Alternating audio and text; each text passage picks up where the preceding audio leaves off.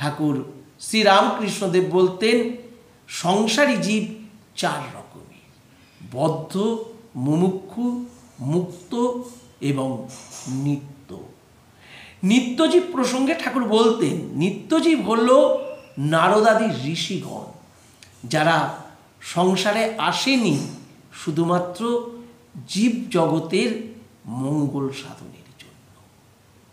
বদ্ধজীব প্রসঙ্গে ঠাকুর বলতেন বদ্ধজীব হল তারাই যারা সর্বদা বিষয়াসক্তিতে ডুবে থাকে, বিষয় চিন্তায় ডুবে থাকে এবং ভুলেও কখনো ভগবানের চিন্তা করে না।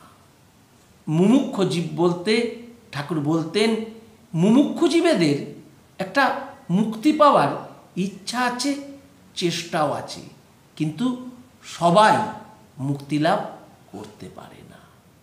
আর মুক্ত জীব বলতে মুমুক্ষ জীবদের মধ্যে যারা মুক্তি লাভ করে তারাই হলো মুক্ত জীব। ঠাকুর মাছ আর জেলের জালের একটা সুন্দর উদাহরণ এই বিষয়ে দিয়েছে।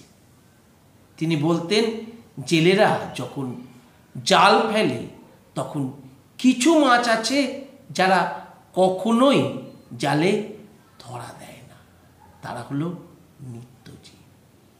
কিছু মাছ আছে যারা জালে ধরা পড়বার পর পালাবার চেষ্টা করে এবং যারা পালিয়ে যেতে পারে তারা হলো মুক্তজীব, আর যারা পালাতে পারে না তারা হলো মুমুক্ষুজীব।